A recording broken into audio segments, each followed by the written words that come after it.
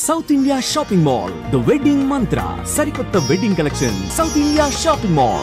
నమస్కారం, welcome to I dream ధర్మ మార్గం కార్యక్రమానికి స్వాగతం. నేను మీ విజిత.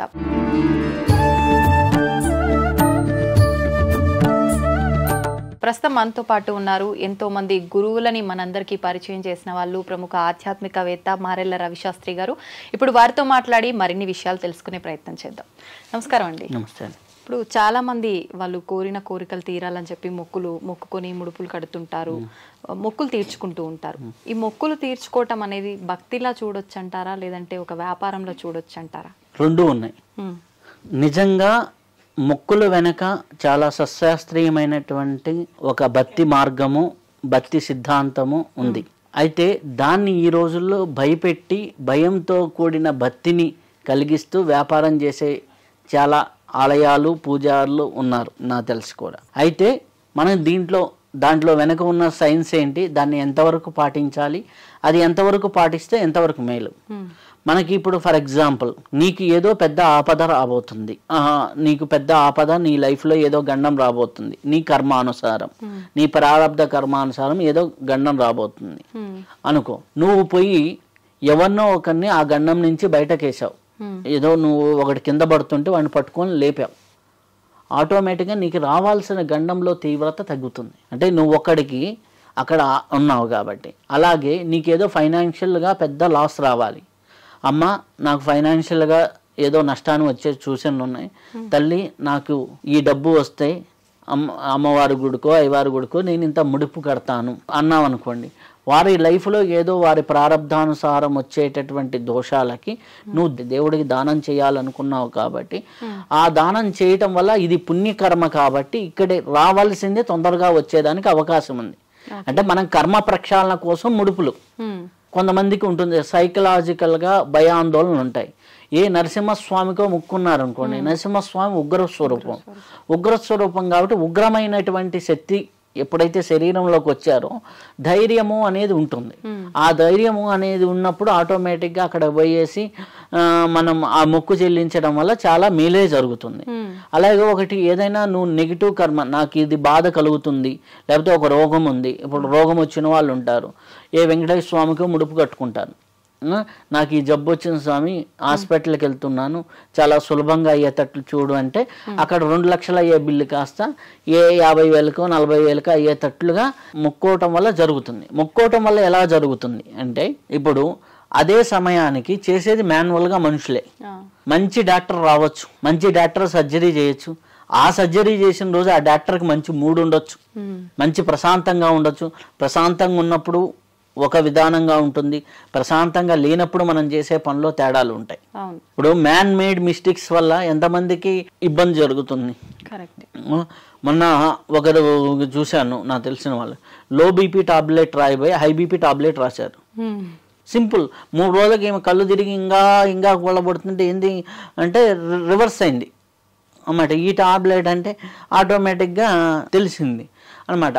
ఆ 2 బీపీయే. ఇప్పుడు లో బీపీకి టాబ్లెట్ అంటే అది పెరగటానికే కదా, హై బీపీ కంటే తగ్గియడానికి. అంటే అది దేనికి ఇచ్చారు నాకు తెలియదు పూర్తిగా. అయితే రివర్స్ అయింది, అంటే వాళ్ళు అనుకున్న దానికి రివర్స్ అయింది. సో తగ్గడానికి బదులు పెరగటమో ఏదో జరిగింది. సో ఇట్లాంటి మ్యాన్ మేడ్ మిస్టేక్స్ ఎప్పుడైతే ఉంటాయో, నువ్వు దేవతా ఆరాధనలో ఉన్నా, దేవతా పరంగా ఉన్నప్పుడు అటువంటి మిస్టేక్స్ జరగకుండా భగవంతుడు ఏంటంటే ఒక శక్తిని అక్కడ ఉంచి ఎదుటి వాళ్ళు కానీ ఆ సిచ్యువేషన్స్ కానీ నీకు పాజిటివ్ అయ్యే విధంగా జరుగుతాయి. ఇప్పుడు మొక్కులు మొక్కి చాలా మంది ముడుపులు కట్టి వాటి గురించి మర్చిపోతారు, అసలు గుర్తు కూడా ఉండదు. అట్లా జరిగినప్పుడు ఏమన్నా కుటుంబంలో ఇప్పుడు నేను అన్నాను చూడండి, నిన్ననక ఒక దానం చేస్తాను, చేస్తే ఇంకొక మీల్ జరిగింది. ఓకే, ఇప్పుడు ఫర్ ఎగ్జాంపుల్ ఒక వికలాంగుడికి దానం చేశాం, నీ లైఫ్లో వచ్చేటటువంటి ఫైనాన్షియల్ కష్టాలు చాలా వరకు పోతాయి. వితంతువుకు దానం చేసావు, ఏదో కష్టం ఉందంటే ఒక వితంతువు ఉన్నారు ఇచ్చావు, దానివల్ల నీకు వచ్చేటటువంటి ప్రమాదాలు, స్టాక్ మార్కెట్లో ఉన్నటువంటి ఇబ్బందులు, ఎవరికైనా స్టాక్ మార్కెట్లో వరుస నష్టాలు వస్తున్నాయి అనుకోండి, ఒక వితంతువుకి హెల్ప్ చేస్తే ఆటోమేటిక్గా చాలా వరకు చేంజ్ వస్తుంది. అలాగే ఒక స్టాక్ మార్కెట్లో నష్టాలు వస్తున్నాయి, లేకపోతే షేర్స్లో కాంట్రాక్టుల్లో ఇట్లా నష్టాలు, చేపలకు ఆహారం పెట్టినా చాలా వరకు నష్టం తగ్గిపోతుంది. అన్నమాట. సో ఇటువంటి అన్నీ కూడా మనకి సింపుల్గా.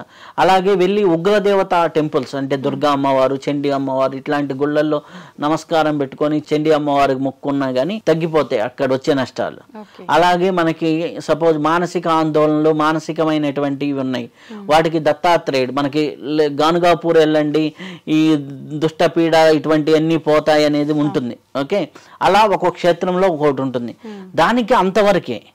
కానీ ఇంట్లో ఏది జరిగినా అక్కడ దాకా పరిగెత్తాలి అనుకోవడం కూడా అవివేకమే. ఇప్పుడు కొన్ని గుళ్ళల్లో ఉంది, వాళ్ళు మామూలుగా 2000-3000తో చేసే హోమానికి కూడా 2 లక్షలు 3 లక్షలు కూడా ఛార్జ్ చేసిన వాళ్ళు ఉంటారు. అది వీళ్ళ మూఢనమ్మకాన్ని క్యాష్ చేసుకోవడం. సో దాంట్లో మన మొక్కులు విధానంలో మనకుండే నష్టాలను తొలగించుకోవడానికి మన పెద్దవాళ్ళు ఋషులు పెట్టినటువంటి ప్రాసెస్ అది. సో దాన్ని నువ్వు ఎక్కడో మొక్కున్నావు, నువ్వు చేయలేదంటే ఇబ్బంది పడతావు. మీ తాత మొక్కున్నాడు, ఇప్పుడు మొన్న నా దగ్గరికి వచ్చారు ఒకరు, మీ తాత మొక్కున్నాడు కాబట్టి నువ్వు ఇంత దానం చేయాలి. తాత మొక్కున్నాడో లేదో తెలియదు. వీళ్ళేంటి ఆల్రెడీ సైకలాజికల్ గా వీక్ గా ఉన్నారు, ఏదో భయంతో మాకేదో జరుగుతుందని. మీ తాత మొక్కున్నాడు సమ్ గుడికి, ఆ గుడికి నువ్వు ఇవ్వలేదు కాబట్టి నువ్వు ఈ మా గుడికి ఇవ్వండి అని ఆ పూజారి చెప్పాడు. బలవంతంగా వీళ్ళ స్తోమత ఎంత, మహా అయితే 5,000 ఇవ్వగలరు, మహా అయితే ఇవ్వగలరు. ఎందుకంటే అబ్బాయి ఒక షేవింగ్ షాప్ లో పనిచేసే అబ్బాయి, నెలకి 22-25,000 శాలరీ ఉంటాయి. ఆ అబ్బాయికి 1,25,000 ఆయన ఇమ్మన్నాడు. ఓకే, 5 నెలల శాలరీ అంటే అయిపోయింది అనమాట. సో అలా కాదు, ఇప్పుడు వాళ్ళ స్తోమతకు తగ్గట్టుగా 1% ఏమో చేస్తూ ఉంటే ఉంటుంది. అయితే ఇప్పుడు నిజంగా అట్లా ఒకవేళ తాతల ముత్తాతల మొక్కులున్నా మనం అట్లా నిజంగా తీర్చాలి, అది లెక్కలోకి వస్తుంది అంటారా? అంటే వీళ్ళకి తెలిసి తీర్చకపోతే తప్పు, తెలిసి తీర్చకపోతే తప్పు, తెలియకుండా ఉంటే ఏమీ చేయలేం. ఇప్పుడు ఫర్ ఎగ్జాంపుల్ మా తాత ఏదో అమ్మవారికి మొక్కున్నాడు, అమ్మ మా పెద్దలు కానీ మేము కానీ ఏదైనా మొక్కుంటే మా శక్తానుసారం ఇదిగో ఈ 101 రూపాయి వేస్తున్నాను, అది కూడా మొక్కోవచ్చు. ముడుపుకి ఎప్పుడు కూడా మన వాళ్ళు చెప్పింది ₹1.50 పూర్వకాలంలో, ఇప్పుడైతే 11 రూపాయలు, ఇంకా అయితే 108 రూపాయలు, ఇట్లానే ముడుపులకు చెప్పారు. కానీ లక్షల ముడుపులు ఎప్పుడు కట్టమని చెప్పలే, ముడుపులు ఎప్పుడు కూడా లక్షల్లో కట్టమనలా. అదైందా? కాబట్టి మనకి ఏంటంటే ఎప్పుడైనా సరే మనకి ముడుపులు కట్టాలి అంటే సింపుల్గా ఉండేటటువంటి విషయాల్ని, మనకు వచ్చేటటువంటి కష్టాలని నష్టాలని నుంచి బయటపడడానికి ముడుపులు అనేది ఒక సాంప్రదాయం, ఒకటి మంచి రెమెడీ. దాన్ని అంతవరకు ఉపయోగించుకోవాలి.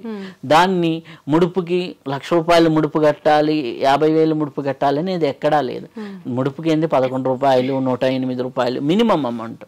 మినిమం అమౌంట్తో కట్టేవాళ్ళు. పూర్వం వెంకటేశ్వర స్వామి ముడుపు అంటే శనివారం రోజు ఒక క్లాత్ తీసుకొని, క్లాత్లో మనకి అక్షింతలు అన్నీ తీసుకొని ₹1 పెట్టేసి ఇట్లా ముడుపు కట్టేవాళ్ళు. వెళ్ళినప్పుడు తిరుమల వెళ్ళినప్పుడు ఆ ఉండిలా ముడుపు వేసేవాళ్ళు. ఇప్పుడు అది వేరే ఎవరైనా వెళ్ళేటప్పుడు వాళ్ళతో అయినా పంపించచ్చు. ముడుపు అమ్మవారి దగ్గర చేరిందా లేదా, మొక్కున్న దేవస్థానానికి చేరిందా లేదా అనేది ఇంపార్టెంట్.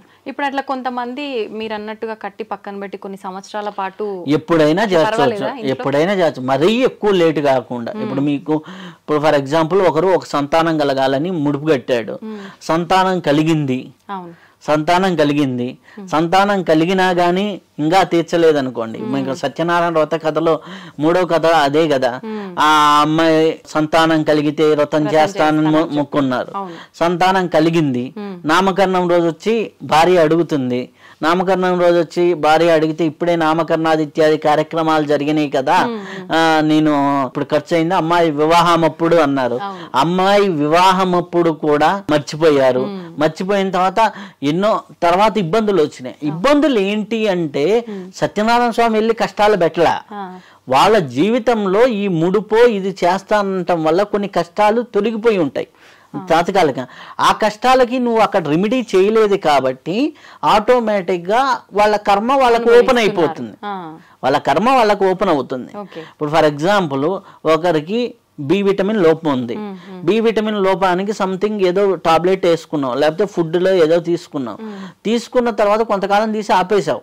ఆపేసిన తర్వాత ఏమవుతుంది, ఆటోమేటిక్గా నీరసము అది ఎట్లాగైతే కంటిన్యూ అవుతుందో బాడీలో, అక్కడ నీరసం ఇచ్చింది ఎవరు, భగవంతుడు అంటే భగవంతుడు కాదు. అలానే మనం చూసుకున్నప్పుడు ఒక కర్మకి రెమెడీగా మనం ఇది చేస్తామన్నాం, ఒక కర్మకి నాకు తొలగించు తండ్రి ఇది నేను సమర్పిస్తాను.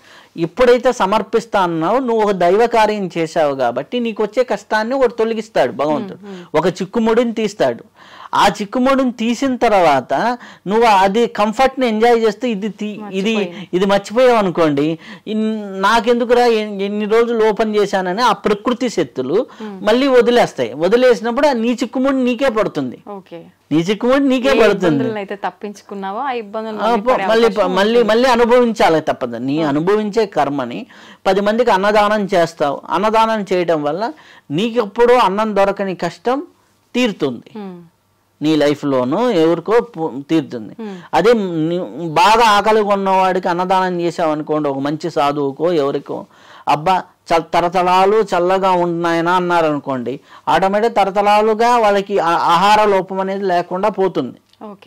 వాళ్ళకి నిజంగా ఉన్న కర్మలో అవి పోతాయి. ఆ పోవటం అనేది ముక్కులు అనమాట. సో నీకు దేవీ దేవతా శక్తులతో నువ్వు ఏదైతే నీ కర్మకి విముక్తి కలిగించుకోవడానికి వాడుకున్నావో వాటిని తీర్చకపోతే ఏమవుతుంది, ఆయనే కొన్ని రోజులు దానికి అడ్డు నిలుస్తాడు ఆ శక్తి.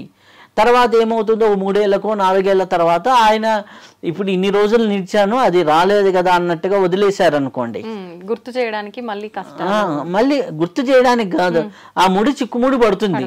నువ్వు దాన్ని వదిలించుకోవాల్సింది అంతే. నీ ముడిని నువ్వే తీసుకోవాలి. దాన్ని భగవంతుడి ద్వారా తీసుకుంటావా, కర్మ ద్వారా తీసుకుంటావా, లేకపోతే ఇంకోటి ఏదన్నా ఉపాసన ద్వారా తీసుకుంటావా అనేది ఉంది. దాంట్లో మనకి సింపుల్గా చెప్పినాయి. మనకి ఆపద్ధర్మంలో ఇప్పుడు సపోజ్ ఫర్ ఎగ్జాంపుల్ ఎవరో హాస్పిటల్లో ఉన్నారు, నువ్వు కూర్చొని జపం చేయమ్మా మీ ఆయన బతుకుతాడు, నువ్వు కూర్చొని మంత్రం చేయమ్మా మీ ఆయన బతుకుతాడు, లేకపోతే నువ్వు కూర్చొని హోమం చేయమ్మా బతుకుతాడు.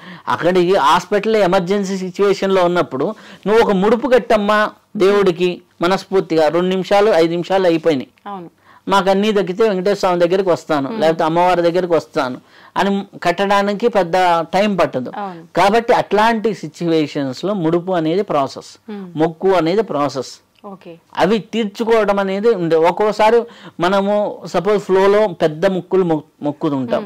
ఫర్ ఎగ్జాంపుల్ చాలా మంది చేసే తప్పులు, టక్మని నా దగ్గర ఉన్నాయి నేను 2 నెలల శాలరీ వేస్తాను 3 నెలల శాలరీ వేస్తాను ఫ్లోలో ఎగ్జైట్మెంట్లో మొక్కేస్తారు. తర్వాత వాళ్ళు తీర్చుకోలేని పరిస్థితులు ఉంటాయి. అప్పుడు ఏంటి, తీర్చుకోలేని పరిస్థితులు వచ్చినప్పుడు అప్పుడు వాళ్ళు ఏంటి, వాళ్ళ శక్తి అనుసారం అమ్మా నా పరిస్థితి ఇది, నా పరిస్థితి నీకు తెలుసు కాబట్టి నేను ఇది నీకు సమర్పిస్తున్నాను. ఒక అమ్మాయి వచ్చింది, ఆ అమ్మాయి ఏంటి ఫ్లోలో ఏదో వాళ్ళ ఫాదర్కి ఏదో తగ్గితే నేను నిలువు దోపిడీ ఇస్తానంది. ఆ అమ్మాయి ఒంటి మీద అప్పుడు 80 సవర్ల 40 సవర్ల బంగారం ఉంది. ఇచ్చేయాలి. అత్త మామలు అన్ని ప్రాబ్లమ్స్ కదా, వాళ్ళు ఒప్పుకోవాలి. నువ్వు ఎట్లా మొక్కుంటావు అది ఇది ఇది అది అని ఫైటింగ్లు అనమాట. అప్పుడు వస్తే దానికి బదులుగా చిన్న తాలిబొట్లు, చిన్నది 1 గ్రాములో తాలిబొట్లు, ఒక చిన్న నక్లీసు, చిన్న ఇది ఒంటిపైన ఉన్నాయని తక్కువ వెయిట్ లో చేపించి తక్కువ వెయిట్ లో చేయించి వేయటము, లేకపోతే 1-2 గ్రాముల బంగారం డైరెక్ట్ గా తీసుకెళ్లి నా శక్తి ఇది, నా పరిస్థితి నీకు తెలుసు స్వామి నన్ను క్షమించు, అవివేకంతో మొక్కున్న మొక్కు కాబట్టి నా శక్తి అనుసారం ఇది సమర్పిస్తున్నా. ఎందుకంటే మనం ఇప్పుడు మన తల్లిదండ్రుల దగ్గర కానీ మనం ఎవరి దగ్గరైనా ఒక తప్పు చేశామనుకోండి, నేను అవివేకంతో చేశాను ఇదిగో నా శక్తి ఇది అని చెప్పామనుకోండి, మన ఆఫీస్లో బాస్ దగ్గరైనా ఎవరి దగ్గరైనా ఓ సారీ చెప్పేస్తే ఏమవుతుంది ఉంటుంది. అది వాళ్ళు ఒప్పుకోలేదని అసలుకి నువ్వు తీర్చకపోతే నీ ప్రయత్నం చేయాలి కదా, అప్పుడు ఏమవుతుంది నీ ప్రయత్నం తాలూకు కర్మ నీది అయిపోయింది, వాళ్ళు అడ్డుకున్న తాలూకు కర్మ వాళ్ళని ఎత్తున పడుతుంది తర్వాత. అర్థమైందా, అది వాళ్ళ మీద పడుతుంది. నువ్వు నీ కర్మని నీ ముడిని నువ్వు తీర్చుకోవాలి కదా. సంతోషం అండి, చాలా చక్కగా వివరించారు, ధన్యవాదాలు.